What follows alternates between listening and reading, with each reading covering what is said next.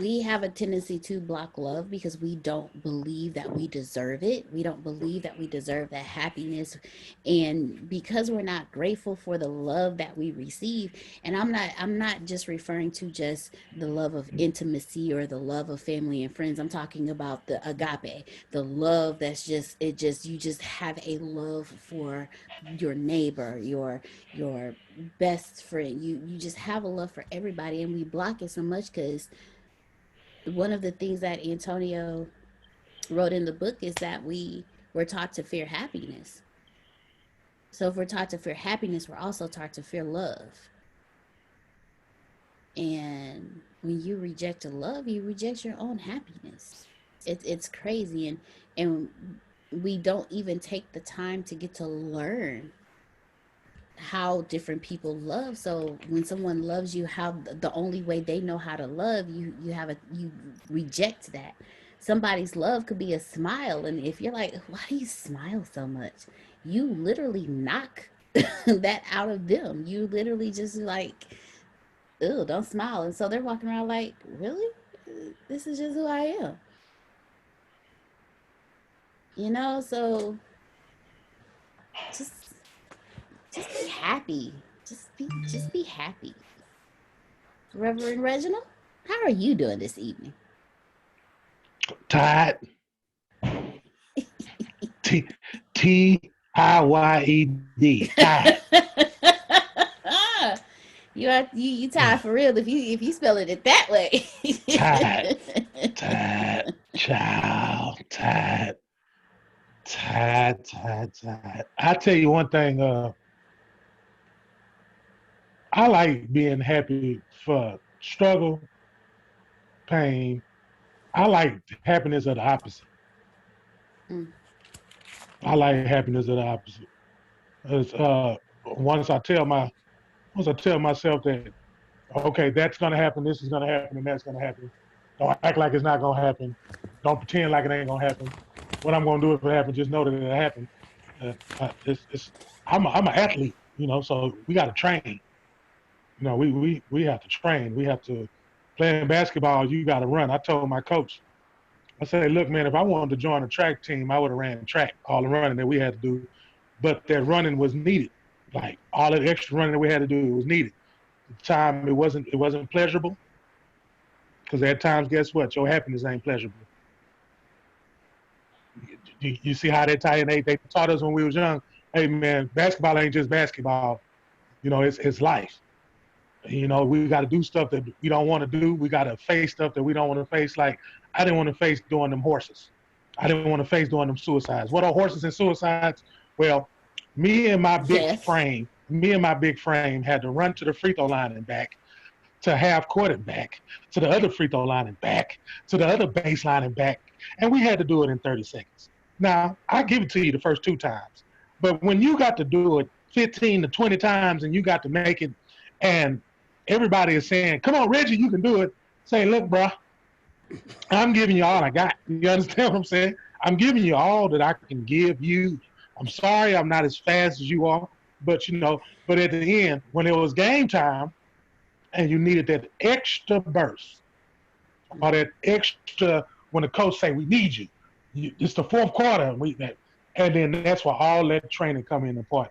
And I tied it into what I was saying about the opposite. Appreciating that being happy and grateful for the struggle, being happy and grateful for the times that I had to run them extra sprints, being happy and grateful for it because guess what? It paid off. Mm. It literally paid off. Like I was able to, perform at the highest level just because of that sacrifice I made at practice, something that you frown upon. And you could take away the basketball scene and you could just add a life scene. You could put in that life scene and then just add in, everything that you face today. I'm pretty sure today is Thursday. And Yes. I'm pretty sure Monday, Tuesday, Wednesday, Thursday, I'm pretty sure somebody on this phone call had to do something that they did not want to do, but they had to do it. The question I have for you, were you happy and grateful?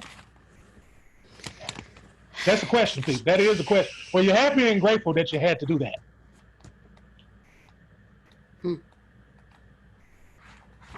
I hear some wings rubbing together. I ain't talking about chicken. Crickets. Were you happy that you had to run that extra lap? Did you tell yourself? Did you be a hero then? Oh, that's chapter 5, right? Being a hero. Were you a hero then? Hmm. Was you a hero? Was you a hero because you had to do that? You didn't want to do it. You know you didn't want to do it. You knew you had to do it. Yeah. But were you happy and grateful to do it? Mm. Okay, I'll go, big brother. Come There were on. some things I had been having to do this week that, oh my goodness, yeah, it was a little rough in getting these things done uh, with some things. And you know how you, like you said, sometimes you got that, man, I don't feel like doing this, but I know I need to get it done. So let's go and get it done. And so, anytime I wanted to get irritated, I said, no, I talk to myself because in dealing with anger, you got to talk to yourself when you really want to not be angry. So I talk to myself and ask myself, hey, is this really worth being angry about? Is this really worth being irritated about?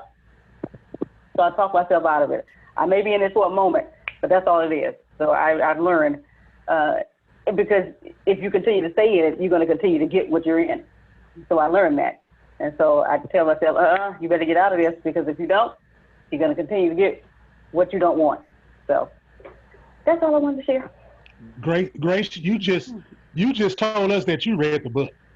All you did was just let us know that you read the book, because uh, we were told that me and you we was told that me and you were angry people.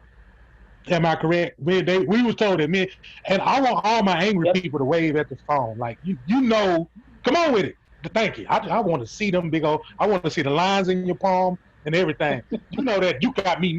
I ain't doing. Come on. I ain't. Come on. Fill in the blank. I ain't doing it. You got me You all know. the way. Yeah, all the way. But I had to. You know what I had to do? And I did this when I was younger though. Like the stuff I didn't want to do, I did it first. No, seriously. I did it first so I can go and get it out the way. That way I don't have to worry about it. Because, you ain't want to prolong it, you ain't want to practice, because then that's what you ponder on it all the time. You're like, oh, man, I got to take out this trash, man. I don't want to. But if you get up early in the morning and just go and take that trash out, guess what? You ain't got to worry about. My You motto Yep. got that is beat you to trash. the punch. My motto is beat you to the punch. How about I'm not going to let you tell me what I know I got to do? You ain't supposed to tell. I don't want you to tell me. I don't want. Matter of fact, I don't even want you to remind me. I'm be so happy and grateful that I'd have beat you to it, that you ain't got to tell me to wash some dishes, take out that trash. I learned that in childhood, by the way.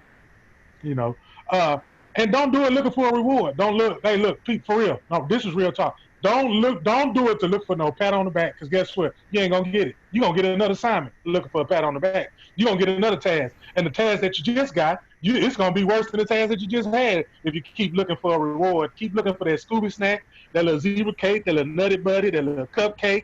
Keep looking for that reward. Because people do. Hey man, real talk, man. People do stuff for a reward, man. People do it. You ain't happy and grateful if you're doing it for a reward. You Yeah, selfish. let's leave little Debbie out of this though. Yeah. I'm mad at little Debbie too. Yeah. Got me another assignment.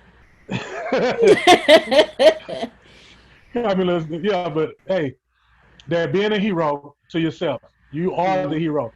Quit waiting on, quit waiting for some human being Mm. to give you a certificate, a trophy, a medal, a badge of honor, anything to pump you up to make you feel good. You ain't no hot air balloon. You're not no little blow up doll. You're none of the above.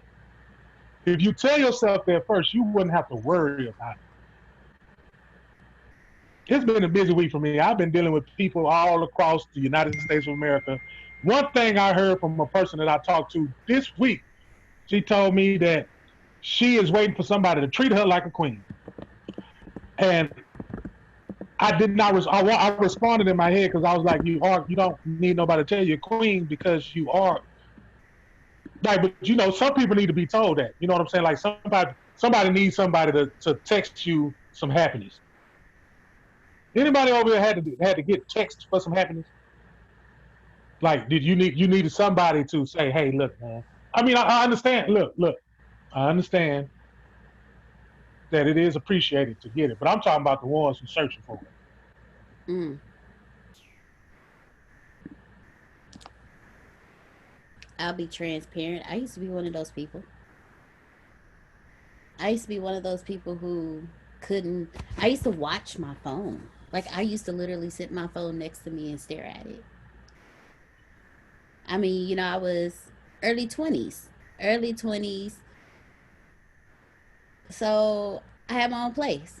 I didn't have all the extravagance that I have now. I didn't have cable TV. Happy I had internet. Happy I had my electricity on. Happy my cell phone was even on. Happy to have food in my refrigerator. But I lived by myself. So I used to literally like look at my phone. Every time I heard my phone go off, I was hoping it was somebody texting me to say, "Hey, how are you today?" Or "Hey, beautiful," or "I love you." It could have been anybody. It could have been the person I was talking to. It could have been my dad, my mom, my brother. I just wanted somebody to just text me, let me know that somebody was thinking about me. But now I get those text messages now, and I'm grateful because I remember when I didn't have them, but they're not, let me see, how can I say this? They're not what drives my happiness anymore. Like they're not, I don't they're not a necessity for my happiness, if that makes sense. And I am grateful for them because I remember a time that I did not have them. So every time they come through, I get a smile on my face. But I know I have grown because they're not a necessity in order for me to breathe anymore. When a point in time, I needed somebody to tell me something just so I could take a breath, just so I could breathe, just so I have a reason for living. And as I was reading this, the be your own hero, the law of happiness is the quality of your life is largely determined by how you feel at any given moment. So Reggie, when you say you were still happy with doing the suicides and oh, I remember those. I played basketball, but I have to admit, tennis killed me more than anything else. Don't slack on tennis. Running up and down them courts is not a joke. Because what Reggie said he had to do up and down the basketball court, I had to do across 6 tennis courts. So I feel your pain, big brother. I feel your pain. I feel your pain because you was outside. I picked basketball because we was inside. You was outside in the sun on the tennis court, tearing them knees up. You know what I'm saying? And don't forget it braced off to the other 2 courts, so we had to do those, run of those, do those, and come back around. But anyway, but if you weren't happy, if you are if the quality of your life is largely determined by how you feel at any given moment, what is the actual quality of your life? Is the quality of your life 50-50? Because that's not a life to live. When you wake up in the morning, can the wrong text message switch the entire energy of your day?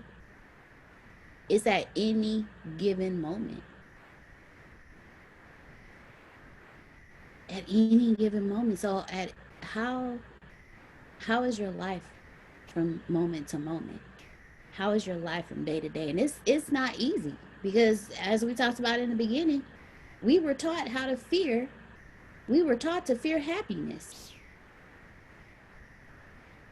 So it's easy for us to pick up on the negative. It's easy for us to magnetize negativity to us because we don't understand that at any given moment determines the how we feel at any given moment determines the quality of our happiness. So if one moment you're up, the next minute you're down. If for a whole week you're extremely happy and the next week you don't even want to get out of your bed, it takes a physical toll on you. It's not just the mental quality of your life, it's the physical quality of your life, the emotional quality of your life. Have you known somebody that was so stressed out that their hair actually started falling out? I know a person to this day that at any given moment, the quality of their life depended on how they felt. Well, how they felt caused a bald spot to develop right here. Until this day, it's still there. Whether it's hereditary or not, you can trigger it just by how you feel. Just and everything expressed in this book, these are laws. These are things that you can look up and read and be like, oh wow. When I started reading it, when Antonio first wrote it and released it, and we were doing research on the different laws, I noticed there was a whole lot of other laws, and I was like, I'm breaking a lot of these laws. So they, at any given moment, oh, that's my spot. The quality of your life is largely determined by how you feel at any given moment. So, as Reverend Reginald stated earlier, he's happy in the ups, the downs. He was happy. He may not have been at his peak of happiness, but he had a level of happiness when he was running up and down those courts. So, what about you, Reverend Reginald? I'll turn this back over to you. Okay. Yeah, I was very excited about running those suicides because we had a coach, the same coach I'm talking about. He had a dry erase board, and he would just walk around the court with that dry erase board. And if your shoe was untied, he'd say you got 10. And if you smacked your lips, he'll say another number, but the other number was just outrageous. Like you got 10, he'd be like, you got 50. Oh Lord, I got 60 now. And you have to run them for the game. So I was very happy and grateful to just do the ones that he just gave me at first. I just wanted to end with that. Now, it was something that I got out the book. I wrote it down, wrote down a couple of several points. It was like, you must build your life yourself. So the people I want to talk to, you must build your life yourself. These are the people I want to talk to. When I was younger, love was escaping from me. And what I mean by escaping from me, I mean going from a household with both parents to a parent that decided to go another path. One strong parent, a woman parent, raising three kids by herself. Me being the only male, having to be in a position that I shouldn't be in. Because, in that household, you would be the man of the house as a child. So a lot of childhood stuff was stripped from you because you had to look over the sisters when the mom was out working. I also picked up a hobby, which I love playing sports, as you can see. And in sports, a lot of people did not like how I played the sport. They didn't agree of my style of play, and they always tell me some very, very negative things. Now, I could have just took those negative things and let it just tear me up, deteriorate me. I could have just let that just knock me down, and I could have just buried myself in all that negativity, but I chose not to.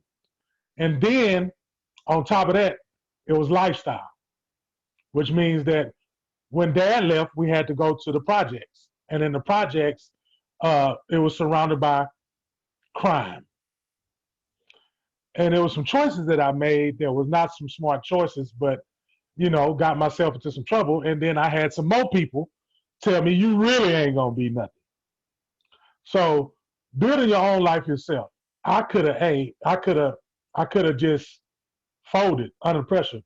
But every last one of those things that I stated, it made me a better person because I use that as fuel. This is how, this is how I, this is how I built my life. This is exactly how I built my life. Like, if you told me you were my teacher, you were my counselor, you was my mentor, you was in charge and I was a student, and you told me I wasn't gonna be nothing. You told me that I couldn't do nothing, and all the other stuff that go along with it. I just took that, turned around, did it, not for you, but for me, because I knew I can do it. I demonstrated that. And I want somebody that can relate to that and can relate to them building their own life themselves without letting that negative energy, that negative talk, they opinion they had on you, and then look where you're at now. Just explain to me, how did you build yourself? Somebody run the doorbell. All right, ladies and gentlemen, the floor is open. The floor is open. I'll go. Where I grew up at, one, I grew up, it was a lot of domestic violence in the home. I was a tomboy. It, but it was me and my mom for a long time. She had me when she was 16 years old.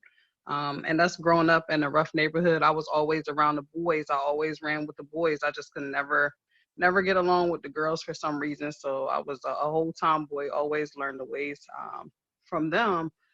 However, because I was going through so much distress when my mom's, when she got a boyfriend and he was in the home and all this domestic violence and stuff, I became a big time bully in school. So I was always fighting the girls, fighting the boys, just very disrespectful, out of control. But that was my cry for help with what I had going on in my life. And from there, a lot of the parents would see me in the neighborhood because I was always the kid that was fighting. I was always the little girl that was just like out of pocket. So I had built a reputation for myself that was very negative in the eyesight of adults. However, none of the adults kind of seen that this is a child and she's behaving this way for a reason. And my teachers, I recall them in seventh grade let me know, like, I can't wait till you fall on your face because you just ridiculous. Like, you always in something, you always doing something, you always picking on somebody. So as the years went on, I started going to church and I started getting around different environments and different people.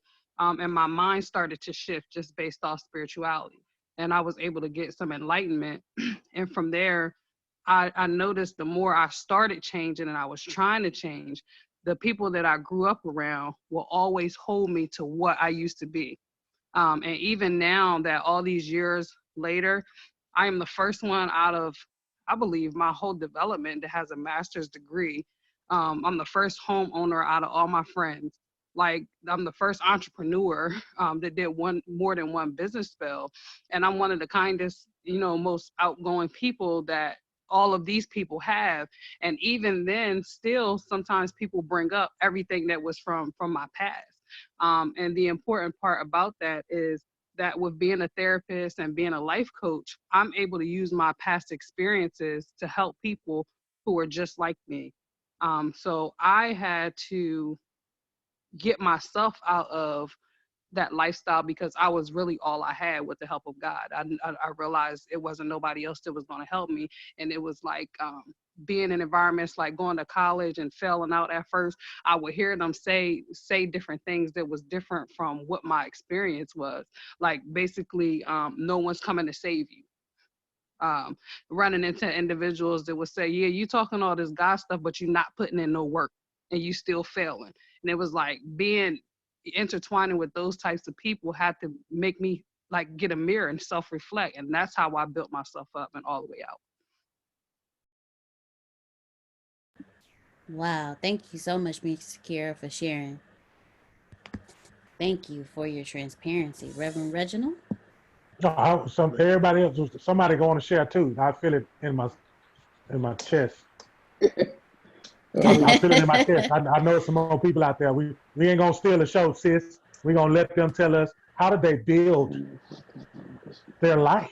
How did you do it? How did you overcome the mountain? How did you overcome the hill? How did you overcome the naysayers? How did you overcome all them arrows, all those weapons? How did you overcome it? How did you tell yourself to overcome it? Because you know what? Some of us here, we might need one of those tools. We might need some of that assistance to make it through the day. Because come on, man, we on the call. We humans. We going through something. Somebody going through something. All of us ain't on here just having great. We going through something. We could pretend all day long.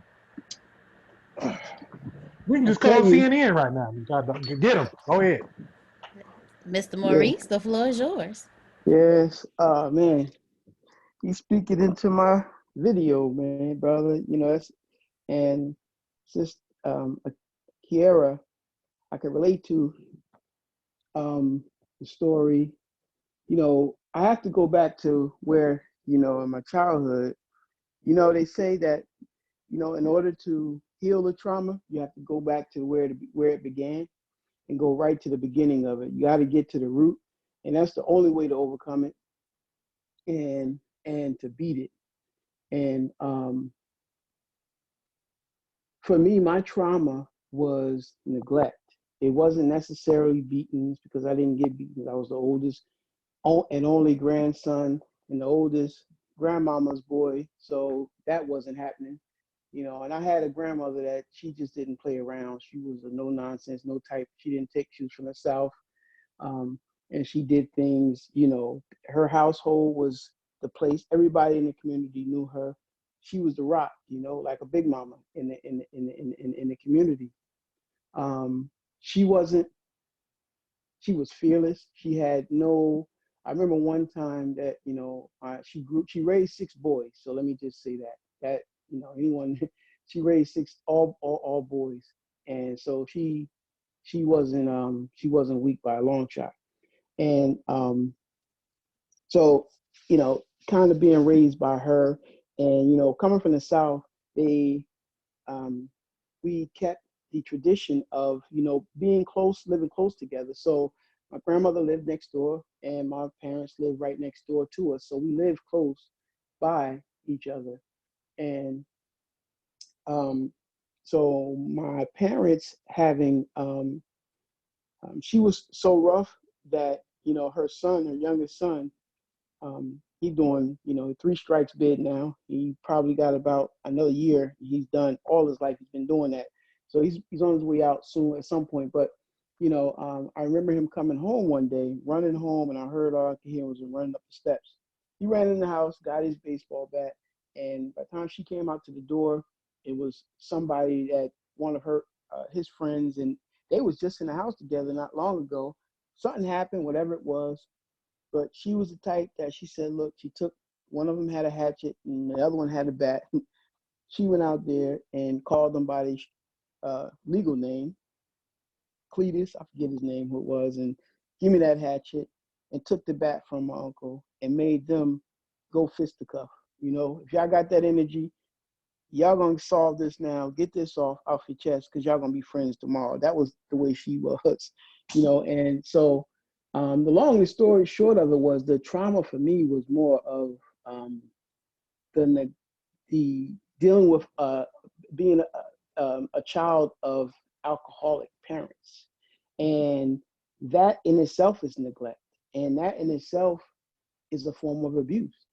You know, because when you're 8 years old, 9 years old, or and you're like you said, and being the only male, you have that responsibilities on you, so you got to grow up quick. I had to grow up fast, so so the 8-year-old thing that the 8-year-old was supposed to do, I wasn't able to do that. That wasn't, because I had to take care of my sisters. I had to be the one that stepped up to the plate. It was unheard of. You don't get to cry at an 8-year-old. That's weak. That was a weak thing to do, to be, you don't shed no tears. You got to man up and be the man and step up to the plate. So that was, a culture. That was something, and, that was, now looking back, I don't know that that's always the case, but now the truth. So, um, having to grow up and be able to deal with that, then that my parents had separated. So now here I am, 12 years old. They separated. They go their separate ways. I didn't realize that until I became a grown man and getting older, and I didn't realize that I thought I hated my father, because how could you choose? What is it about this drug that you would choose it over your own child? What was it about that? You know, I used to be an I spy. They would lie to me. I would always find a way to catch them because they would tell me a lie, and I wanted to believe them so bad that they wasn't doing anything. They wasn't doing. No, they're not doing drugs because they told me they wasn't. So I would snoop around in the bathroom afterwards and find things, and I didn't know what I was finding, but I would find it. So I grew up with this sense of doubt, growing up with this doubt and always having this feeling of, you know, doubt, and on top of the void feeling of wanting to be um, heard, and wanting to be accepted by those who that I shouldn't have to ask for acceptance from. Those who were supposed to come from normal. So I remember, one of the things that all I had to hold on to was, you know, um, was a graduation moment that I remember. That I graduated from kindergarten, and I can see it as clear as day. My father put on his Sunday best, the best he had. Remember, it was like a leather jacket back in the '70s. So it was a leather jacket, leather hat, matching leather hat, and he walked to school with me, and we went and graduated. That was the proudest moment of his life, but I remembered that, and all I can remember was him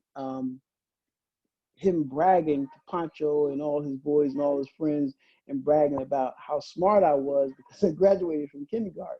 But to me, that was the world. But what it did do for me is it made me latch on to learning. It made me want to learn more because that was something that, you know, that I was able to get their attention, get his attention. I was seeking his attention. I didn't realize it. After a while, the older I got to a point that it became anger because I couldn't get his attention.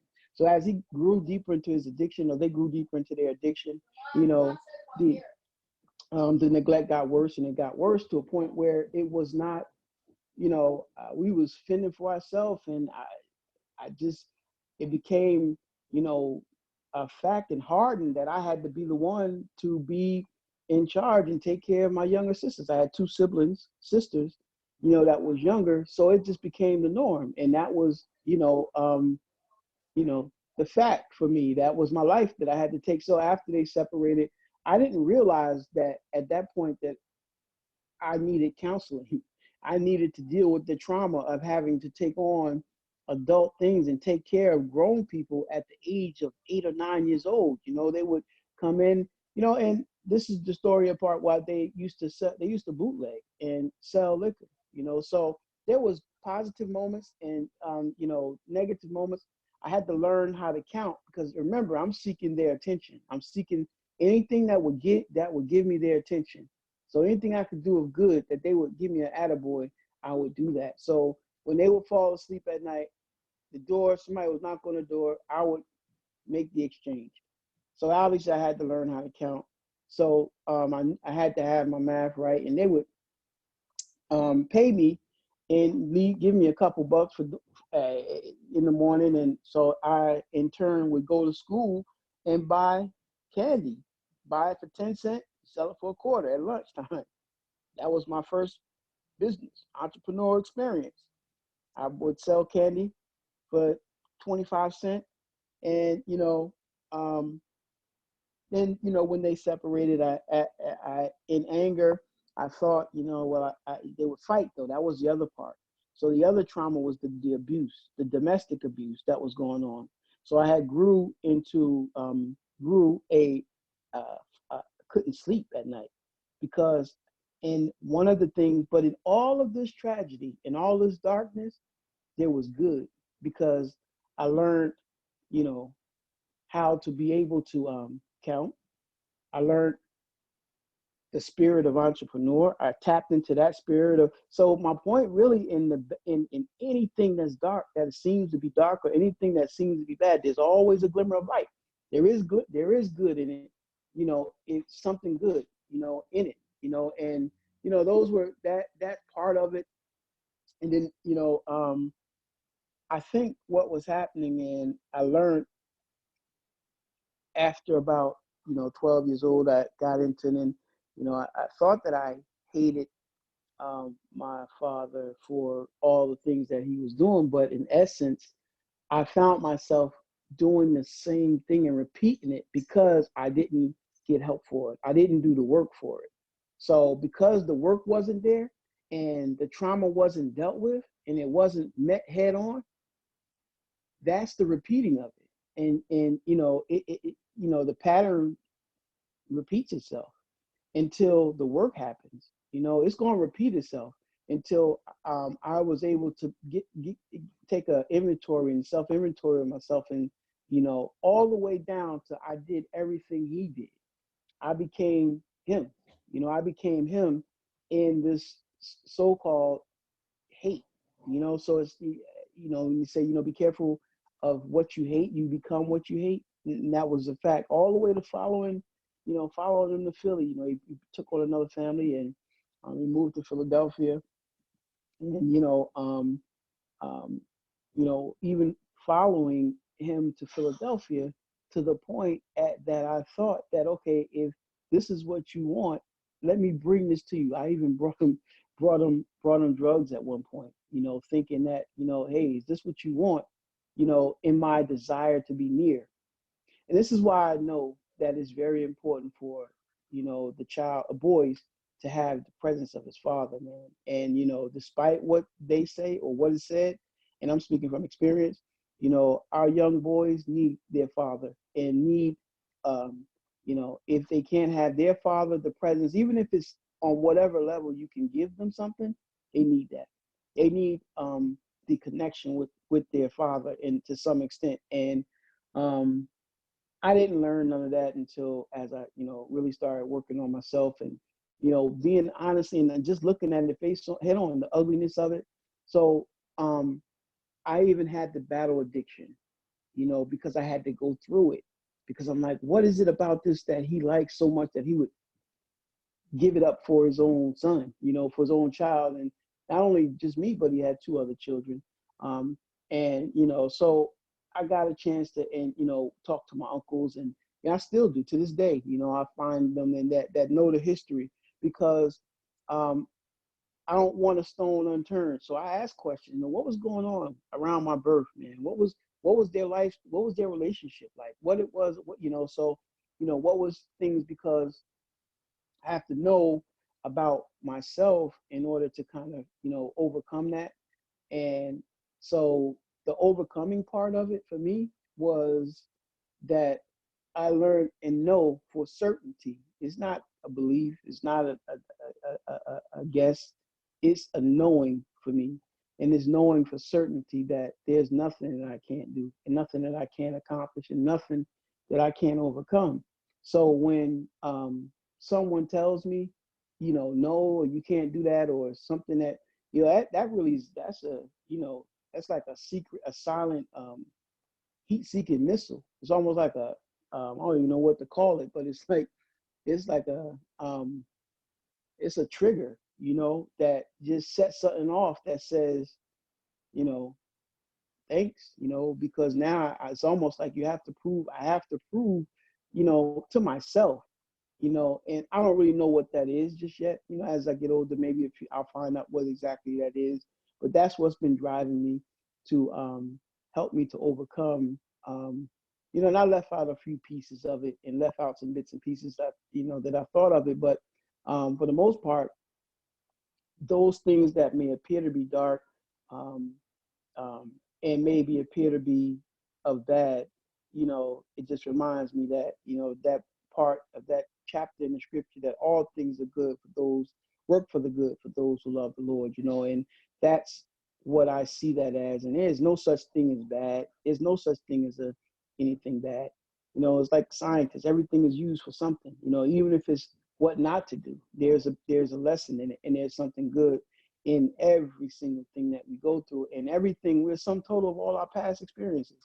So, for me, that's my driving force. And it's just that I welcome the opportunity to, times like this is a reset time. It's a time to go, underground and kind of, stick your head in and start working on yourself and reinventing yourself.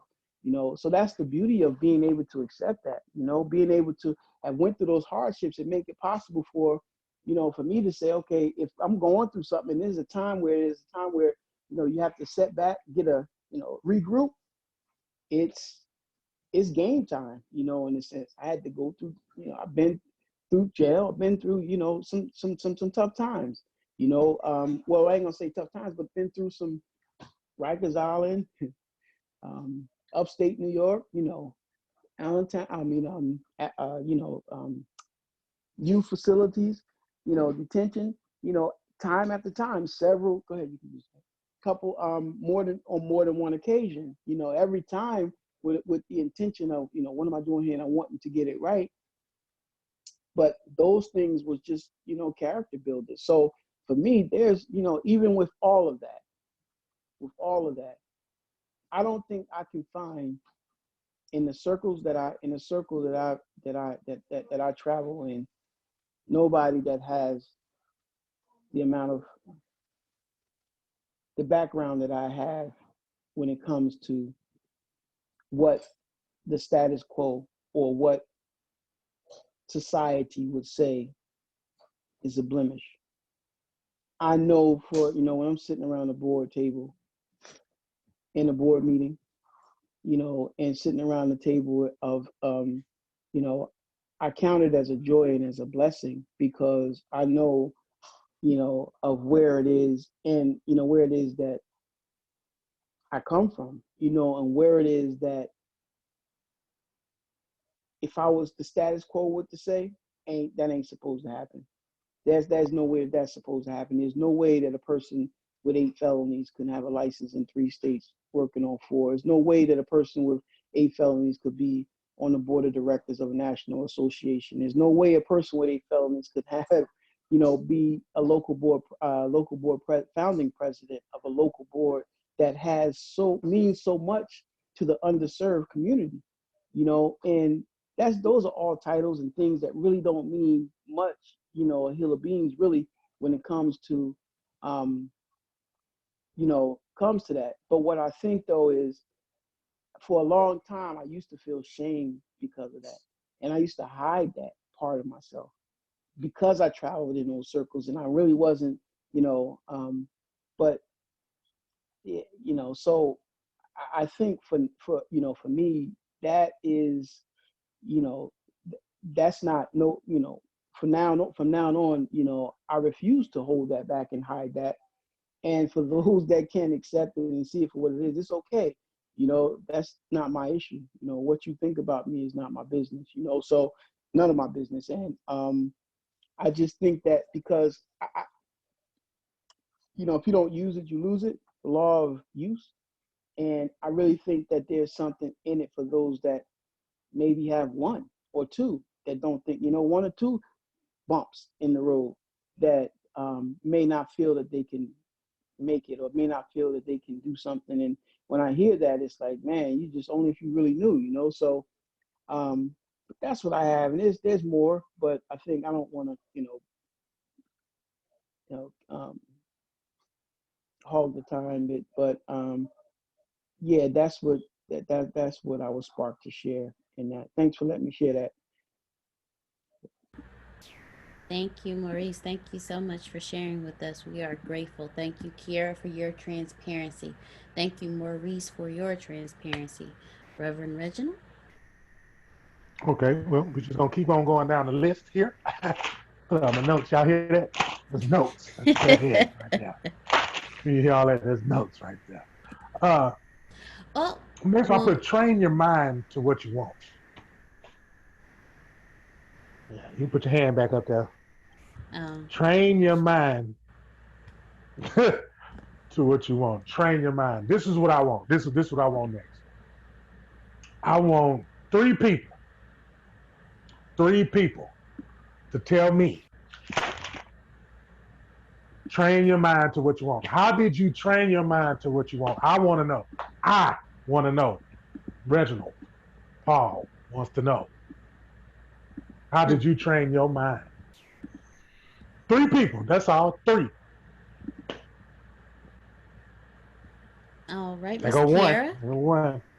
Who else? So with the other two, we have Miss To the other two Kiera. volunteers, come on with it.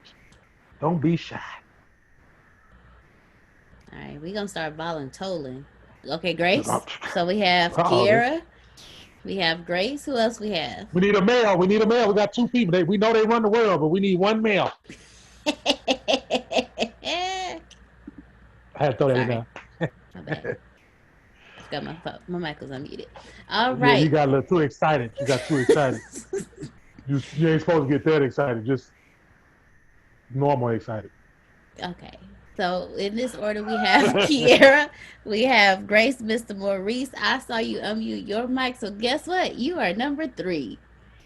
All right.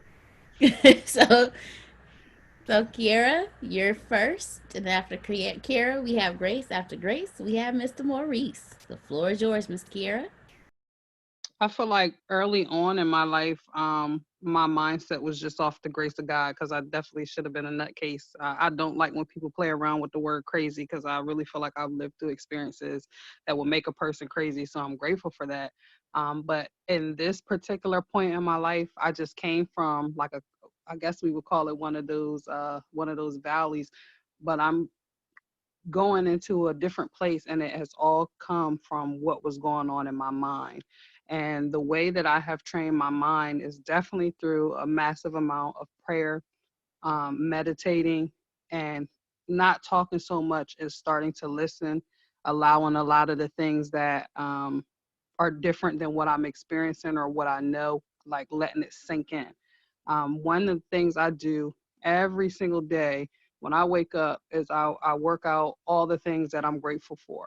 I have a lot of self talks, and the power of the subconscious mind is the best thing in the world. I have grown so much through the law of attraction and reading up on my subconscious mind and meditating and putting the things that I want to manifest inside of my own self and watching it um, come onto the external.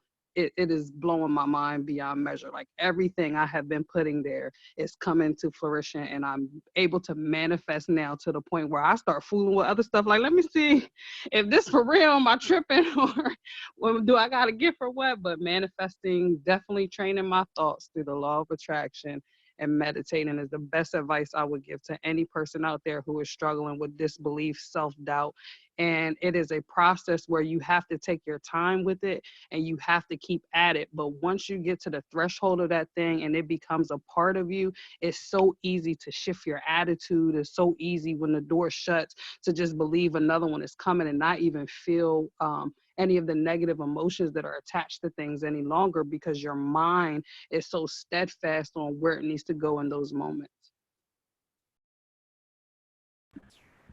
Wow, thank you, Miss Kiera. Thank you very much for sharing. Next, we have Miss Grace, and then after Miss Grace, Mr. Maurice. So, Grace, you are up next. All right. Like I was saying, when I was talking about my anger earlier, that was, with me, that was the biggest thing, my anger. And I always tell people, I didn't know as a kid that I was angry until one of my best friends that I grew up with, Shannon, Antonio told me that I was angry. I wasn't trying to hear that. Like, how do you know? You don't know me like that. So he told me first, but I wasn't trying to hear that. And then when my friend who grew up with me since childhood told me, I said, okay, she may be on to something. You know, she was saying, yeah, we didn't hang around too much because we didn't know which grades we were going to get each day. I said, oh, okay. He said, yeah, you were angry all the time. And to this day, I cannot tell you why I was angry. However, after that, then I decided I must work on this. Antonio he continued to work with me even through my anger, because I'm telling y'all, I would let him have it on certain days when we would be talking. I'm telling you, let him have it. He'll tell you, I would let him have it. We were on the phone, when we were in person, I didn't care. I let him have it or whatever. But he was saying, dude, how you going to, you say you want friends. You can't keep friends if you're gonna stay angry all the time. And so when I heard and listened to him say that, and I heard Shannon and what she said about us growing up, then I said, okay, I gotta change, because I like having friends. And so ever since then, I've worked on myself. And he would always tell me, hey, when you get angry, ask yourself, is this worth getting angry for? Are you, whatever you're angry about, is it worth showing your happiness about? Is it really, do you really need to be angry about this? And I would always ask myself that question, are you really, do you really need to be angry about this? And 10 times out of 10, the answer was no. So I let it go.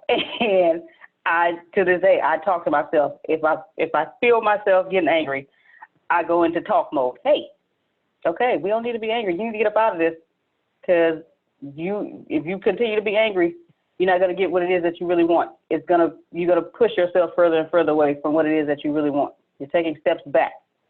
So talk to yourself, get out of it. It's okay. Come on, whatever it is, just let it go. And everything will be cool, because D, everybody on this call in the core knows, maybe except for Reggie, because he had known me long enough, but everybody, all of y'all know, hey, I used to hold on to stuff to the next day and still be mad. Now, you give me about 2-3 minutes, I'm good. It really got to do something to me for me to hold on to it that long. And so I was determined to work on myself and not be that angry Grace anymore that people knew. Because not only did my friends tell me, my mom would tell me too, why are you so angry? What are you so mad about? My sister told me the same thing. I said, okay, yeah, okay. Everybody can't be lying. So I decided that day, stop holding on and just, let that stuff go.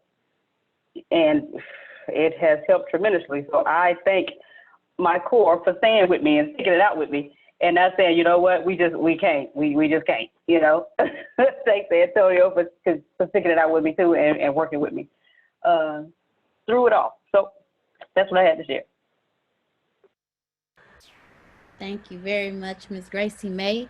And to back you up, Antonio used to always ask us, is that the cost? He used to ask us, is that the cost of your happiness? Is the cost of your happiness so inexpensive? Like, do you have to always sell it for so cheap of a situation? And I was the hard headed one, so that one hit Grace more than it hit me. That one used to always hit Grace more than it hit me, because I was on a different level. I wasn't hearing or feeling it, but Gracie used to catch her, because she even tells me, she'll be like, D, is that situation more expensive than your happiness? And I used to look at her and I used to be like, ain't nobody asked you, Grace, but then I understood what she's saying. Because after a while, it started landing on me too. So thank you, Grace.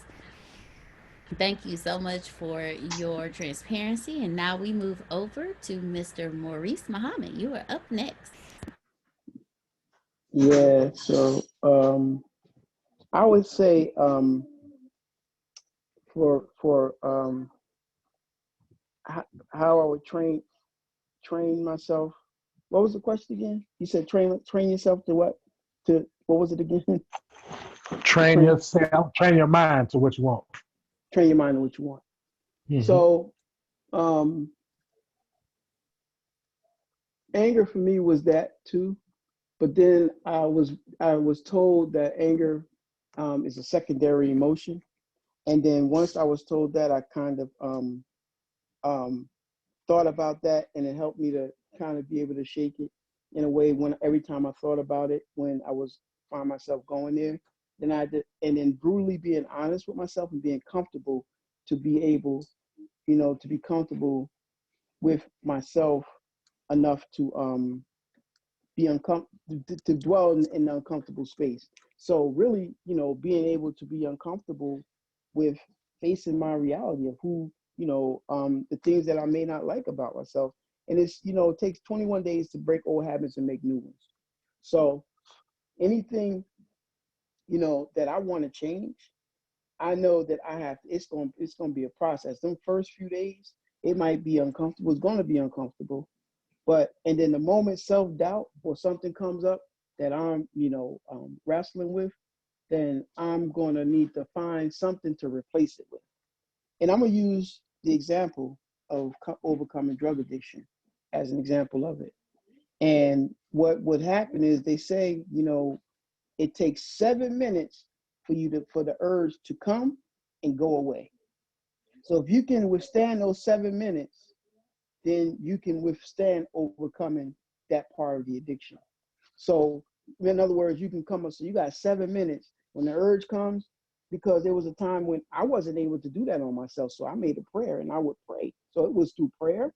I can't leave that out. I mean, and I don't know, I don't even know, can't leave that out, with prayer and with God's help, with the help of Allah, and um, constant prayer and practicing to face it head on the moment it comes up. The moment that negative thought, or the moment the thought of something that comes up that I'm trying to overcome, and something is in the way of it. And I guess what I'm trying to say is just diligent, a process of staying the course and facing it. And the moment it comes up, addressing it immediately. Because the moment, I let it go by the wayside and let it go and don't address it, then I allow it to linger. So you know, keeping in mind 21 days that it takes to break old habits and make new ones. And, when I find myself talking out of it, I find something positive to replace it with. So that's the way for me, and to um, the principles of overcoming, an addiction, and applying that, and finding something to replace that negative thought with. Finding something to replace it with a positive thought, or something that I can, replace it with, because you may have that self-negative talking, find it a positive affirmation. No, I'm not going there. It's always a battle. It's always a conversation going on, but really being able and being willing to look at myself and be honest enough to look at it and bear it face head on, regardless to how uncomfortable it is, whatever it is, to face that part of me that is ugly, because I only got to face it once or maybe twice, just that time that I got to face it, instead of facing it and continuing to go through that, going down that road. It's not easy, but I would say, repetition breeds certainty. Repetition breeds certainty. So 21 days to break old habits and make new ones, and being able to look at it face or head on, and whatever that thing is. And then also, once a thing once enough dissatisfaction becomes present, change is going to come. So once you're tired enough and I'm tired enough of something, I'm going to make a change. So it has to be a level of dissatisfaction that comes to that has to be there, that will help to make a change. So I guess almost like hitting the bottom. Once you hit your bottom, then you're able to make a change, if that's on target with the question. I believe it is. But that's what I have to share. Thank you. Appreciate that. Appreciate that. Thank you Thank very much, everybody that Bruce. participated, all three participants. Yes, thank you. Yes. Thank you very Now, much. D, Uh before huh. you say anything,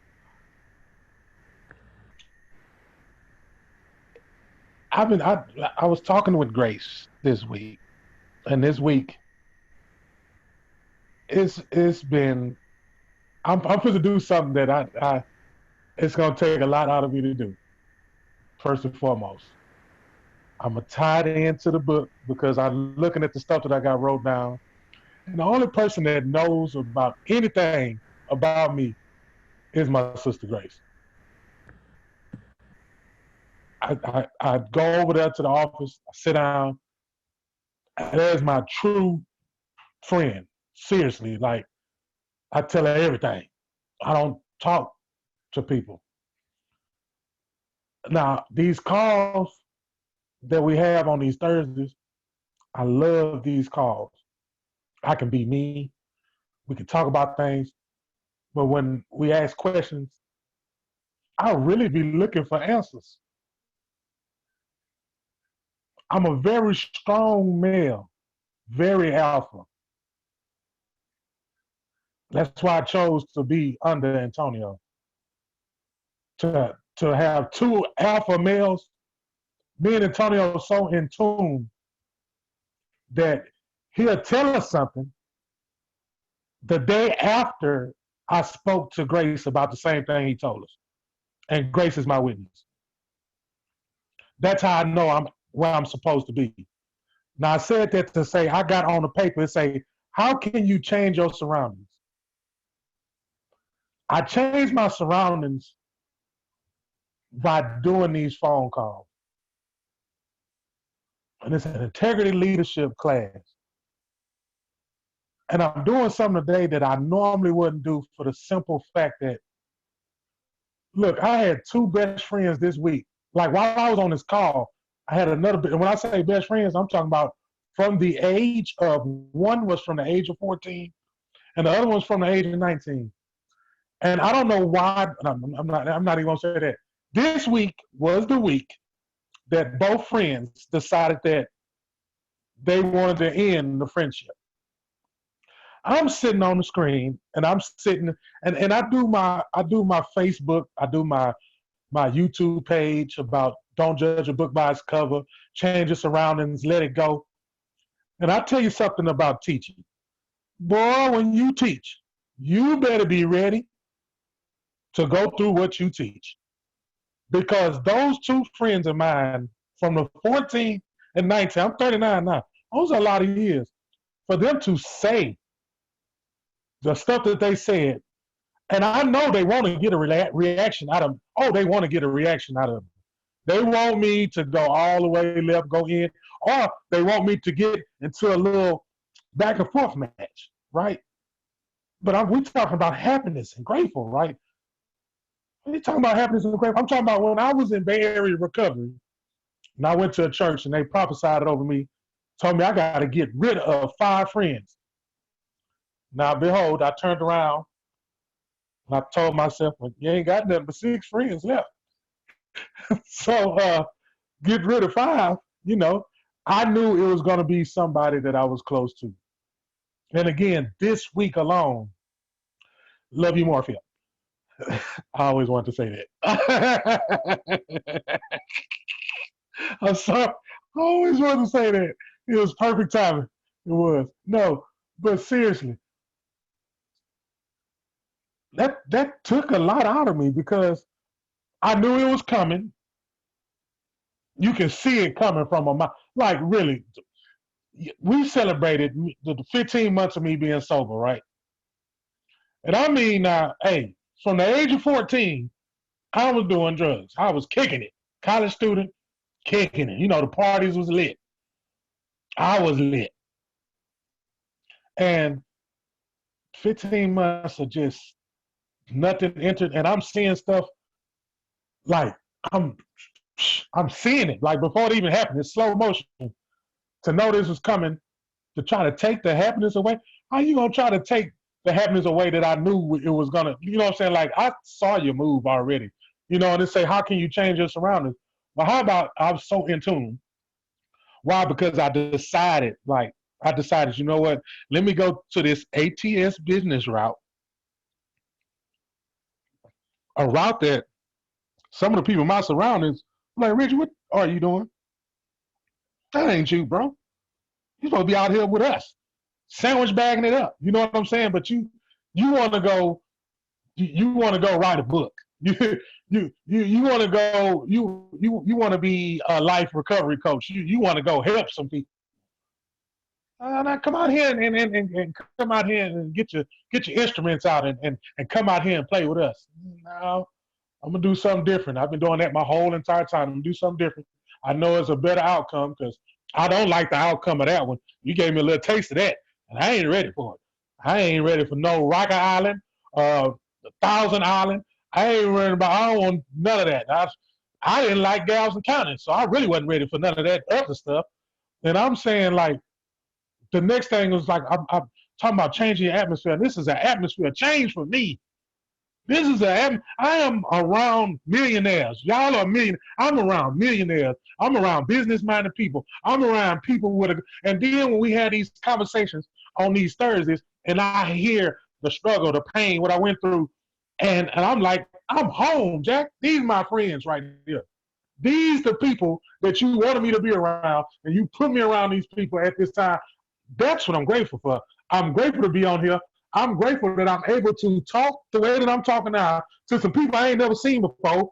I ain't met them in person. I didn't shake their hand, didn't give them a hug, and I'm talking to you, telling you about my life. Like, that hit me. That hurts. That hurt for them friends to do that. But it ain't gonna stop me because I can't do nothing but laugh because they wasn't for me in the first place. Because one thing my daddy taught me, he say, boy, you go, you leave. When you follow that one accord, when you turn around, whoever behind you, they ain't supposed to be with you. Whoever ain't, they ain't supposed to be with you. And you know what? I'm elevating. I know I'm elevating. I'm elevating. I put on a piece of paper and say, create a player. Who are you? You know, y'all hear me talk about 2K, playing 2K, and we create players. You know, when we at home, we'll create our own player. We're going to put him at 99. He's going to be unstoppable. I had to create a player, y'all. I had to create a player. I had to go on there and change some attributes about myself. I had to go on there and change the appearance. I had to go on there and change a lot of stuff. I had to change a lot of stuff. And that change hurt because you got to do something you haven't been doing, didn't want to do. Then I had to tell myself while I was screaming, be happy about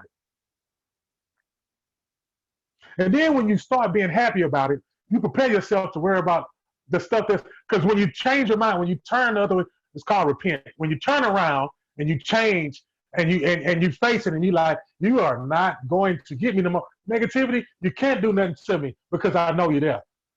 And at first you wasn't aware of negativity. You thought it was a storm. You thought it was a little stumbling block. You wasn't aware of what it was. Now that we all aware of what it is, you identified it. If you identify, that is a hole right there. You identified it. But if you don't know what a hole is, you're going to fall in it all the time.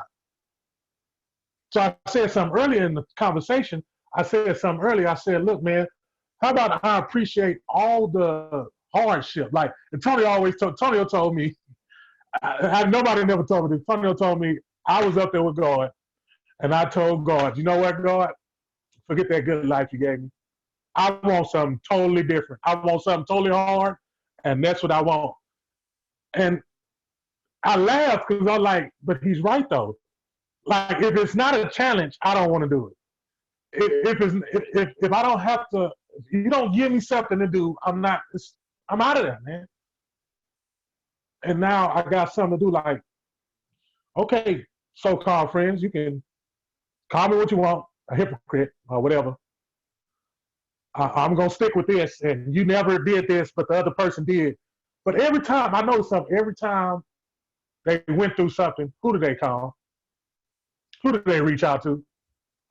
And then last week, I thought if I can't recall, I remember us talking about how the people, what we call them, they take it away from the leeches. You know what I said? I know what I said. I said it.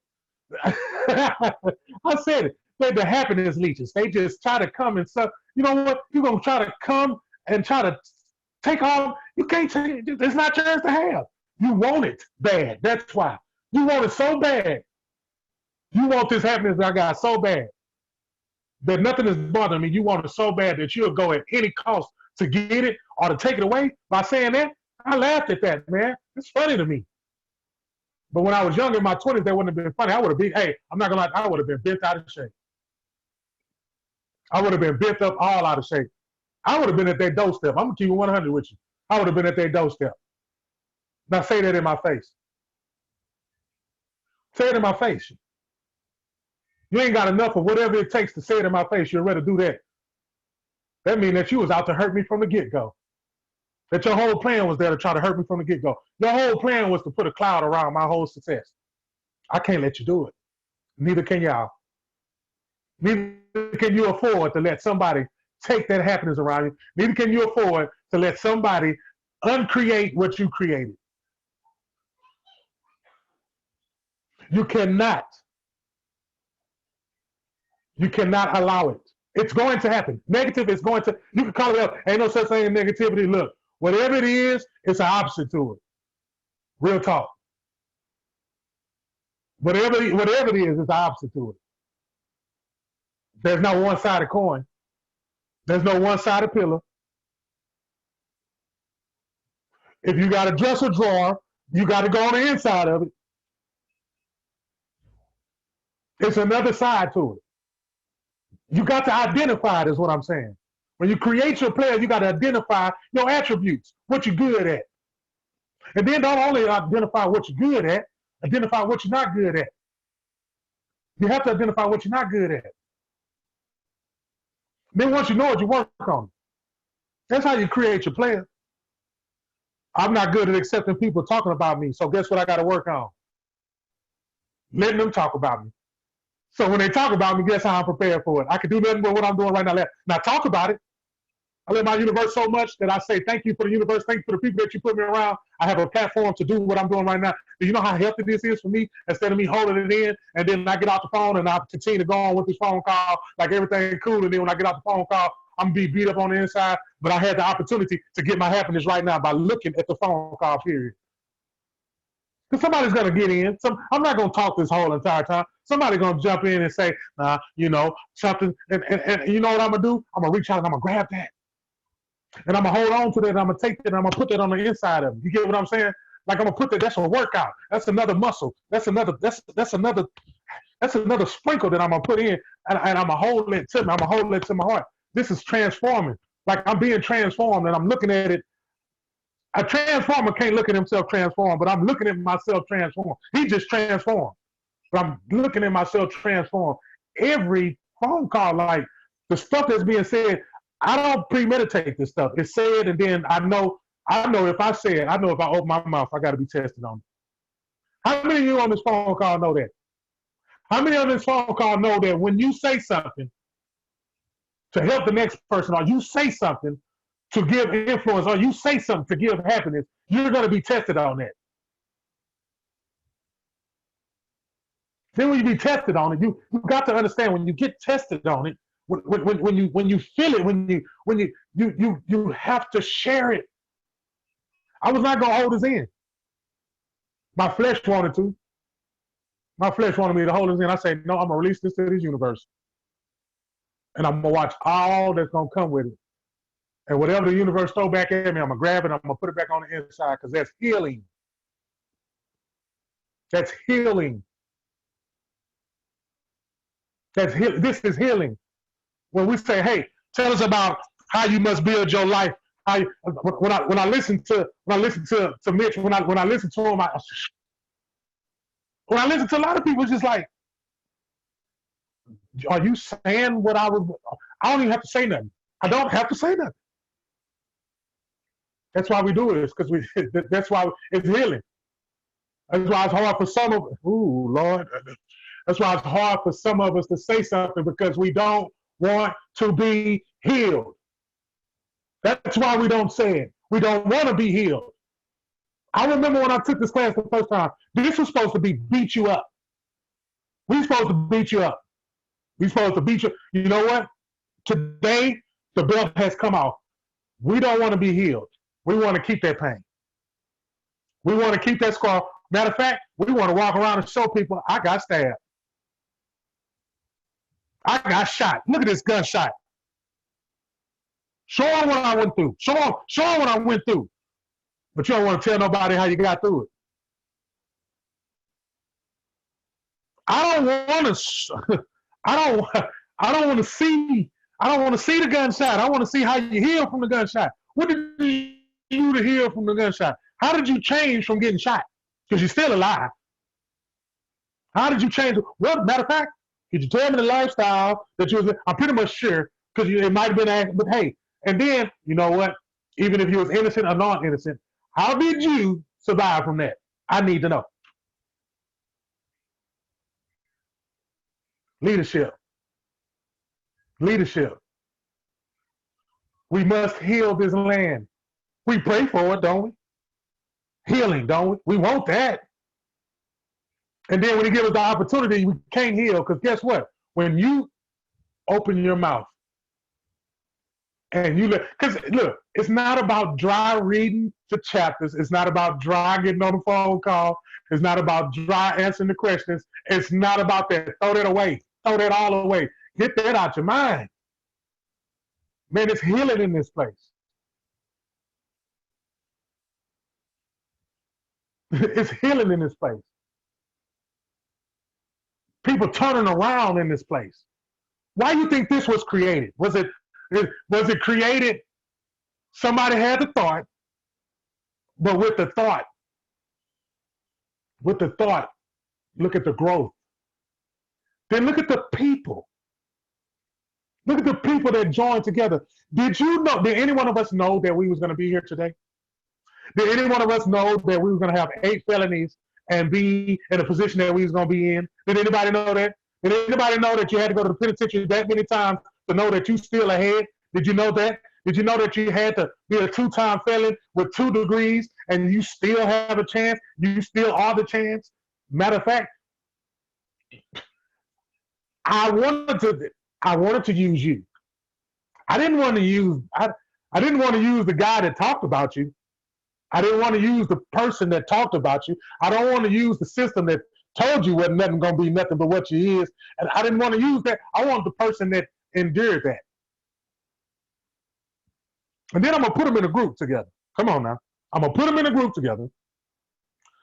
I'm gonna put all these lovely faces together from different parts of the universe, and I'm gonna put them on the phone together, and I'm gonna see if they're gonna get what I'm trying to get them to do. Then I'm gonna use one person to make sure the message get delivered, so they can understand. Because I'm gonna use the biggest person on there to make sure that they understand. Because his voice is gonna be loud. Because I created his voice to be heavenly, so that when he speaks, he makes sure that hey, it's not him talking. It ain't him talking. It's not him talking. He always asks me to use him as the vessel, and he allows me to enter and to do my job, and I do it well. I cannot do it wrong. I have to do it right. He must endure pain. He must endure people that used to be his friend to turn his back against him because he's going somewhere that they don't want to go. I'm taking them somewhere.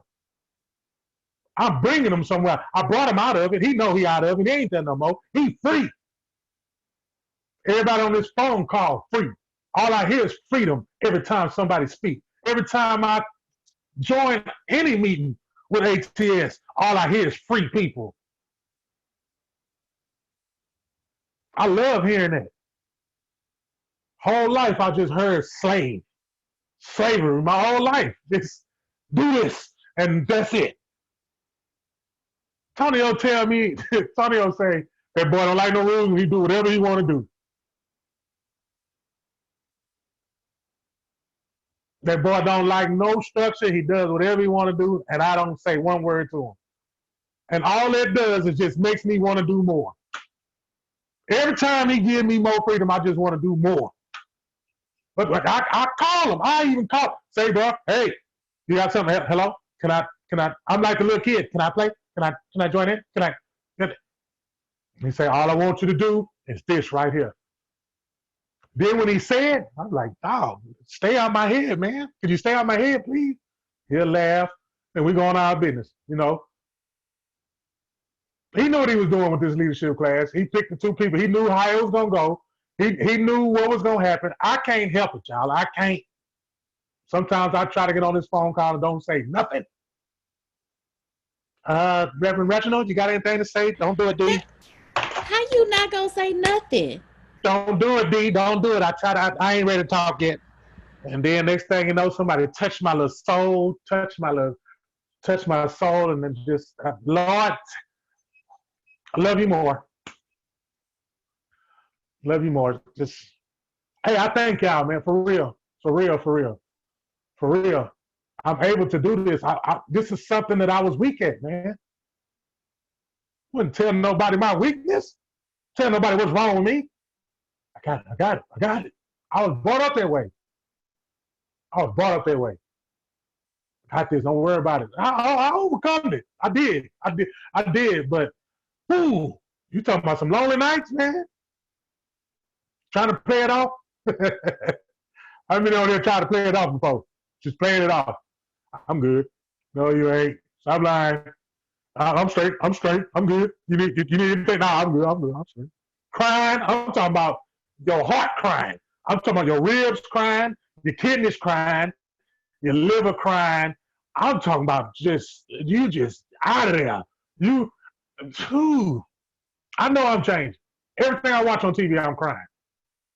Garfield, Ghostbusters, Frozen. I'm watching a cartoon with my kids. I'm crying. They was wrong. I was just, oh man, that's happiness, man. I'm understanding some stuff, man. I'm understanding.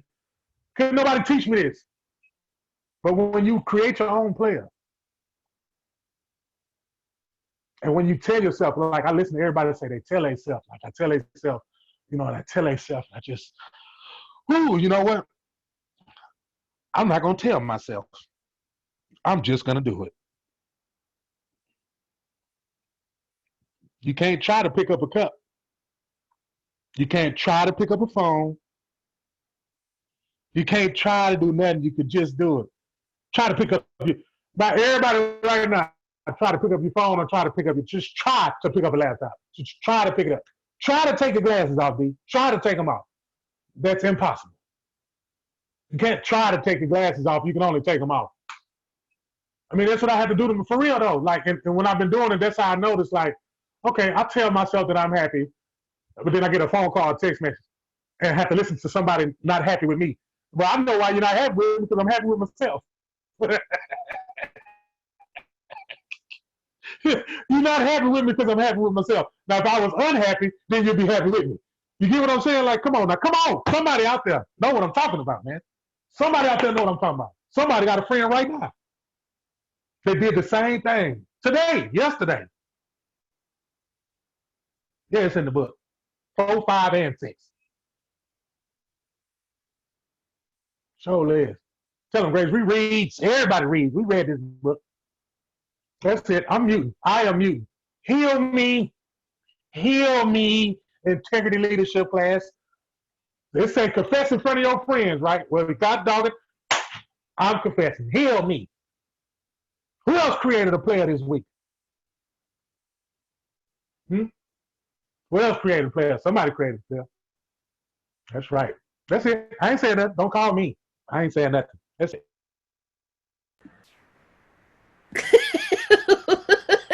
Wait, how you gonna talk after you mute though?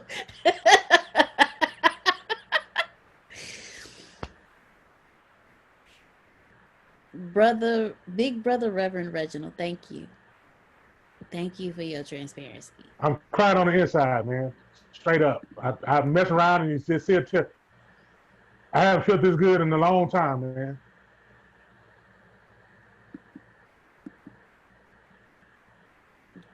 I haven't felt this good in a long time. I understand it. I understand it. Like, my dad been passed away his birthday Saturday, and I was just like, I understand what he was talking about, man. Like, I understand it. My mom, like, I looked at my mom like, Mom, how you doing? She ain't married nobody else after my dad. She dated a couple of times, but man, I remember I used to go to my mom, how you doing? She said, you got to love yourself, son. Mm. I'm like, man, God, dog, you got to love yourself. You got to just love yourself. And I get it. I get it. And I ain't talking about no. I'm not talking about no. I'm authentic. I ain't talking about no just dry. I love myself. I love me. You know what I'm saying? Yeah, I Y'all know know what I'm exactly talking what you about, man. I said. ain't talking about none of that old That I love me. YouTube, I'm YouTube. wonderful. Yeah, no, I ain't talking about that. I'm talking about like real love yourself. Like, I don't care what people say about me. Do not care. I don't care. I don't even care what you say or think. Matter of fact, hey, makes it even better. Because at the end of the day, during the day, inside of the day, I know who I am. Mm. I know where I'm going. There's a point in time I didn't know where I was going. Point in time I didn't even know who I was.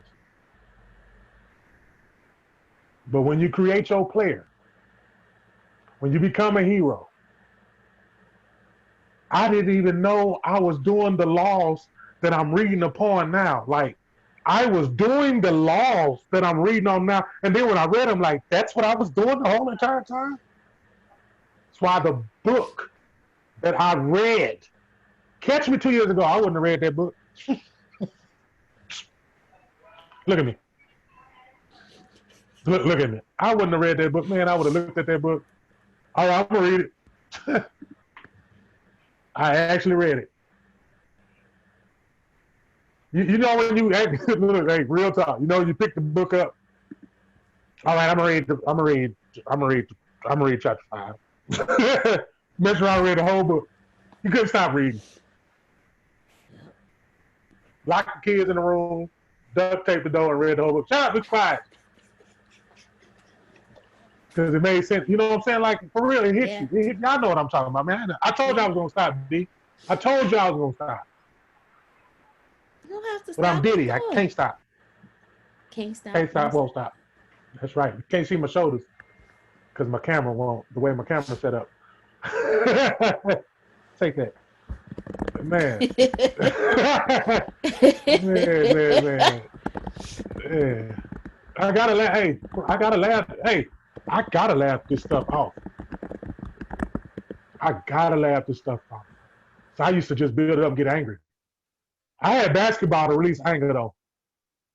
Like, give me the ball. I don't care who's in front of me. I'm going to dominate. And I planted better. I planted that right foot right and that elbow right in your chest, and I scored. Yes, every time. The scout report. This was the scout report on me. This was the scout report. It wasn't. I didn't have no moves. I didn't have no special juke move. It's just straight, hard, and strong. So the scout report was, whatever y'all do, don't make Reggie mad. Do you know how easy it was to make me mad? Sometimes nobody had to do nothing to me. I just thought about what somebody said to me that day. 200 points, 177 rebounds. That's what happened. That was the outcome. And every time I tell a story, the number's going to get high. 376 points, 297 rebounds in one game, 8-minute quarters. High school. So that I had to transform. I had to take that from the attributes and I had to put that to the creative player today. The more mature creative player, the more set down, some of that chiseled off.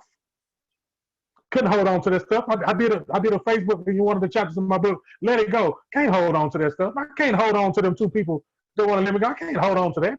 I can't hold on to them. I can't. Well, you know what? How about I just cut it off myself?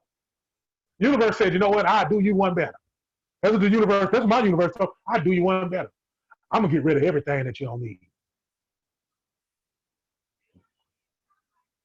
Nobody wanted to shout.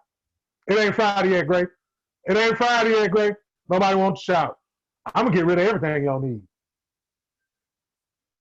Get rid of everything y'all need. You know, some of us, we thought we lost something. We thought they was pushing us away. No, man, I had to get rid of that, man. I love you. I love what I created. I don't want no harm to you. Here's the cold part, though. We told the universe, protect me. This is how we was praying. Protect me from all danger. I don't want to be hurt anymore. I don't want to go through this. And then when it happened, I can't believe such and such did me like that, man. Nobody. All right. I ain't telling the truth. I mute.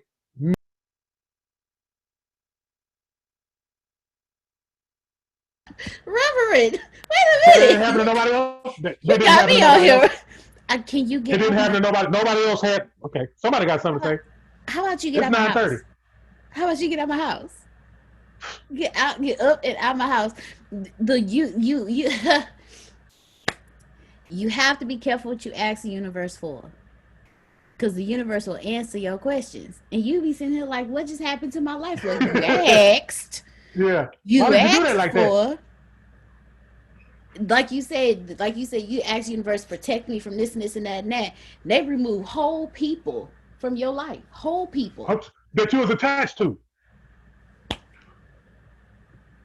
And you Soul sit here attached, like, physically attached. oh my God. Yeah, you hurt. You hurt. Not Only regular to hurt. You hurt. only Oh, to you find hurt. out you butt hurt. Yeah. You You- hurt. Huh?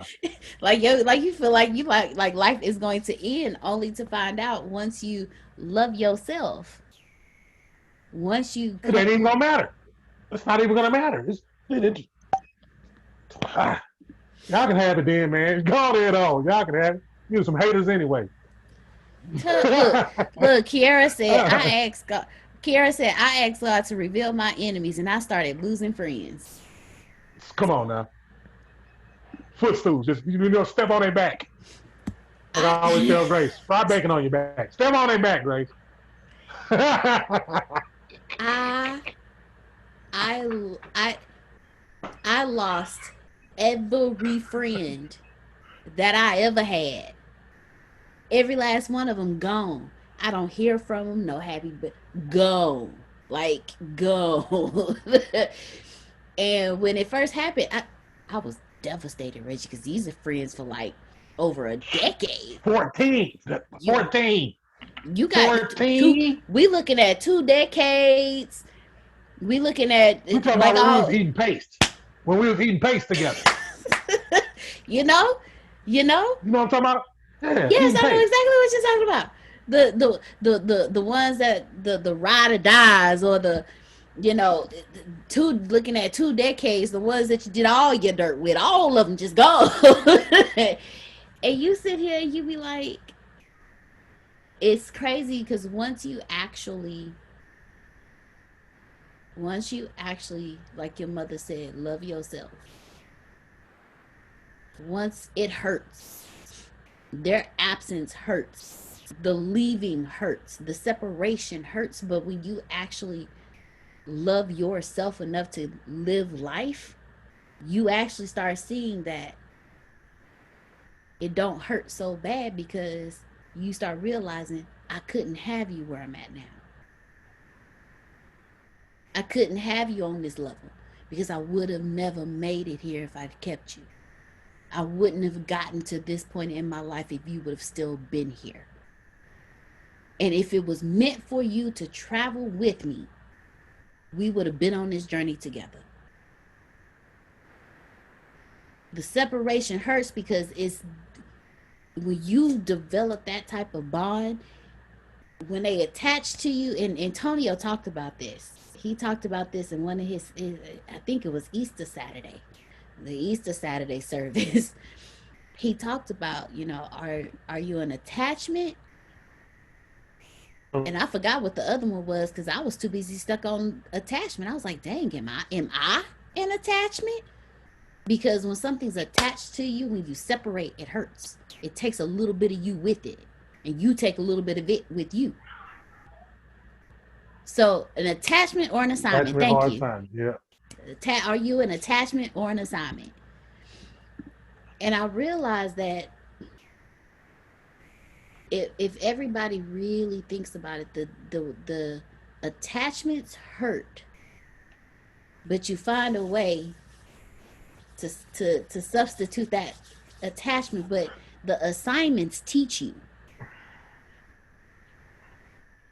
See, I now realize that what I thought were attachments were just assignments, because they were teaching me how to move forward. They were teaching me how they were teaching me how to properly choose those who I align myself with. And when you ask the universe certain questions, they'll give you an answer. The universe will answer your question every time. Every time. Every time. So I know exactly what you're talking about, Reverend Reginald Paul. Because I That wasn't had me a talking. whole. That wasn't Okay. even me talking. I don't even know who that was. Okay. Can I say something? It's Carol. Yes, ma'am, Miss Carol, go ahead. Yeah. Well, I was just listening to you guys, Reginald. You inspire me so much. You are funny as hell too. And I was just thinking about what you guys are saying, and I'm thinking when you start vibrating at a higher frequency, people don't leave you, you leave them.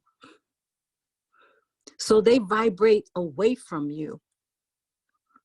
So don't feel bad about what's happening because you did it. You did it so that you can move forward unknowingly.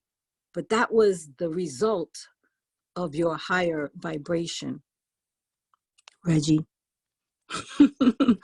So I was just I'm thinking, listening. we do it. We do it to ourselves. We do it and we vibrate at a level and we push things away. And then we go, oh my God. But, if they were in your environment, they would be in the way. Yeah. They will hold you back. So you vibrating at a different frequency. That's all that is. Thank you. Mm-hmm. Yeah. I'm blushing, but I got facial hair. You can't see it. I got all that. I got all that pepper.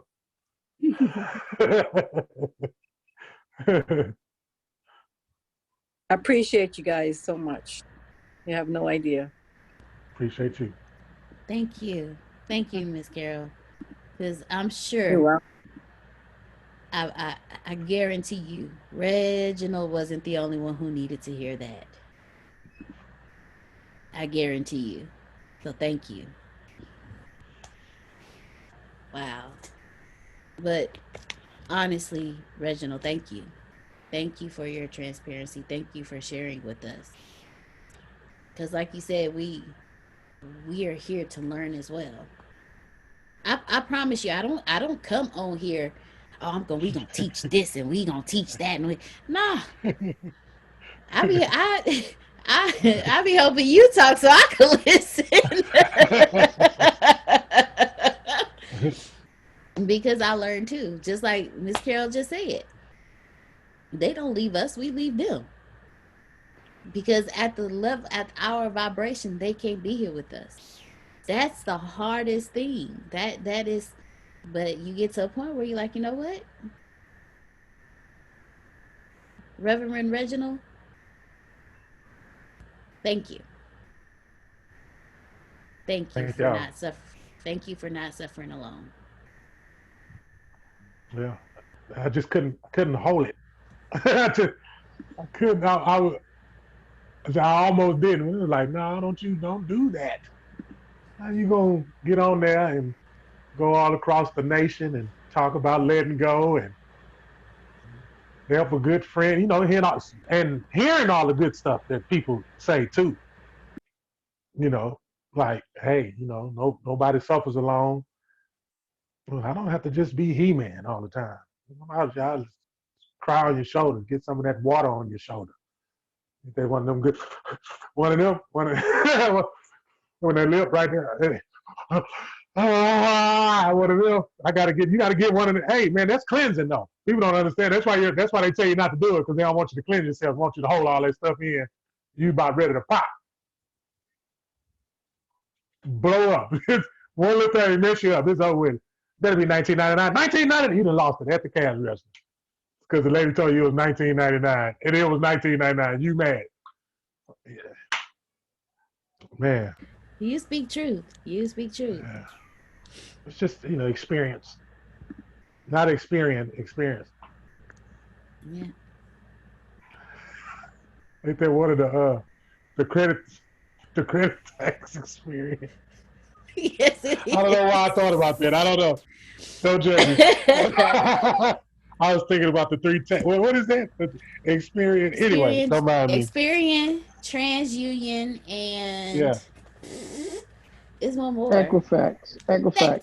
there you go. Equifax. There we Real go. estate expert on here. Right. Equifax. Right. Rhymes with income tax.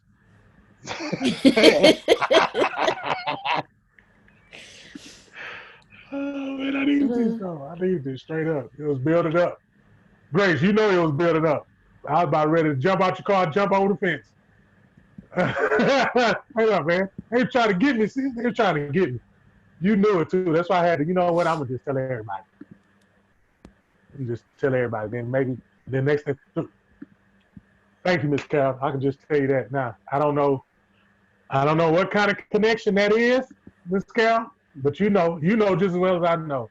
There's something. I don't. The first time I heard you say something, but what you just told me was what I said the first time you opened your mouth. I don't. If I was in high school, because nobody could tell me nothing in high school. You couldn't. I didn't respect. But it was one lady. It was the coach's mom. True story. It was the coach's mom. She substituted one day, and she was in our class. They was in there acting a fool. Normally I would be participating too, but that day, Grace, I was on my best behavior. Grace, like I said, I was on my best behavior, and I stood up like, say, man, y'all quit doing this lady like that. You know what I'm saying? That lady told me, you stay after class. So I stayed at the class. She said, you ain't got to take up me. I know how to hold my own. But what you need to do is stop selling weed in the school. Whoa, hey, man, Jesus, who are, who are you? Who are you? Who are you? I don't even. Me and that lady became the best of friends. Period. Like, she talked to me, and she knew everything about me. Like, I'm playing in the game. I get an attitude or get mad or something. You would hear her voice, and I immediately calmed down. Coaches couldn't calm me down then, but Miss Joanne Walker, love that lady. She'll say something, I just at ease. Yes, ma'am. You have that. If I'm just telling you, have that. If you tell me anything, I'm all in. Period. But so do you, Reggie. Thank you. Oh, Miss Joanne, I love that lady. So did. She helped me, boy. She helped me. Got my plane tickets to California. I went to another school. She rented me she looked just, ooh, looked out for me. That's right. Mm-hmm. I'm crying on the inside. I can't see it. This is how you cry when nobody. This is how you right here. that's Question. that. Question for you guys. Yeah. What is crying? Yes, ma'am. What is crying? What is it? Why do we shed water out of our eyes? Is it cleansing? Like cleaning? Something like that? You're asking me the question. I'm asking you. No, that was my answer. My answer was cleansing. My answer was cleansing, like taking a bath. So It's like your cup runneth over. Like you can't hold anymore. So it comes out. Yes. It just comes out. It has to release. Yes. That's what I was saying. It's a release. Uh-huh. It's definitely a release. It's a for me, I do what Reggie just said. I would hold it in, and when somebody asks me, "You all right?" I'm like, "Yeah, I'm good. I'm good." Yeah, The moment I okay, get home, okay. it's like it's the ugly. I put my face in the pillow, but sometimes I'm so overwhelmed with emotion that I have to release. Like, I cannot hold it in anymore. And the moment there's that release, I feel like I can breathe again. My chest isn't as tight, my shoulders aren't as heavy. To me, crying is definitely a release. It's a release. It's a release of anger, pain, overwhelming emotions, and sometimes you just got to get it out I because got a if question. you, I got a question. yes, sir. So with the same, so if I'm watching something that has is emotion, what I'm looking for, it just have just, I guess it's just love. Like, all right, I told Grace so I could tell y'all. I was watching Hobbs and Shaw, and I started crying. I started crying when it's not funny, Grace. I, I started crying because there was one part where they went back to where he was from, Mm-hmm. and him and his brother they were speaking, and he messed, but he just told his brother the truth and say, man, I love you, man. Man, I don't know what happened. I just and like it could be anything that has that in it, like you can feel like when you can like you feel it, and Yes. I want to know what that is. Like that's something that ain't that's something that is something. I don't. Somebody got to tell me what that is. Tony, you I, listening? yeah. Can you explain Tony, that? you hear me? Yeah, because the same thing. You're not alone, big brother. You're not I Okay, alone. was as gonna Because long say as I'm not something. alone. I was gonna say something real quick, guys, before he go does. ahead. Um, I think sometimes when you've been through so much and you've been through some really, really heavy times and things begin to get better and God does something, you can come into a season of a release. I remember when I had shifted from all, it was like all life was just tough. But when I came into this particular season where it was like things was coming together and God was showing me his hand, I couldn't do nothing but release. And it was continuing to put me in a vulnerable state because I was wide open. And as I Mm, was wide open, it was because I had released everything that was there and I was more receptive to what was getting ready to come. So it puts you in a state of almost vulnerability and openness, and it can happen for some time, especially if you had so much on the inside of you and dealt with so much that is now unraveling. mm, Hmm. mm. That kind of matched. That matched. You see, when you open up your heart chakra, okay, and that's not easy for people to do. But when you Mm, open it, you become vulnerable, just like she said. You become vulnerable, but you also hear truth. And when you hear truth, after so many lies, so much mistruth, misunderstanding in the world, and you hear it and you resonate with it and you can understand it, it makes you cry. It makes you. mm. So when you hear it from somebody else, it's like, wow, it goes deep because it's only far and in between when you do hear that. So when you hear it on a film, when you hear it in a movie and you resonate with it, it touches your heart. And that's when you just want to burst out and cry. Your emotions just override. Like you said, you get overwhelmed with emotion and it just has to come out. You heard that, Grace? I opened up one of my chakras without folding my feet in and making my feet touch my inside of my knee. I've been trying to practice. That's yoga. Oh. Oh, I gotta be child of person.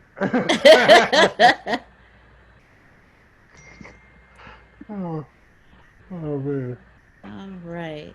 Well, ladies and gentlemen, because Reginald, I'm not about to come behind what you just did. So, ladies, so do you have any final words for us this evening? Anybody have any final words? I just I, want to say I'm I happy and do. grateful. I do too. Look at me, Reggie. Yes, that's what started it all. That's what started it all right there. Yes, that's what started it all. The dust. It is spread. That's protection. You just spread protection on it. People dropping like flies. oh man. Thank, yes, definitely. Thank you so much, Miss Carol. Thank you. Thank you. Thank you, Kiara. Thank you, Maurice. Thank you, Jonathan and Justin. Thank you, Mr. Vastine. Thank y'all for joining us this evening. Thank you for staying with us. Thank you for being with us. We appreciate you. We are grateful for you. Ladies and gentlemen, thank you for coming out. You can plan better. You can dominate. Good night, everyone. See you next week.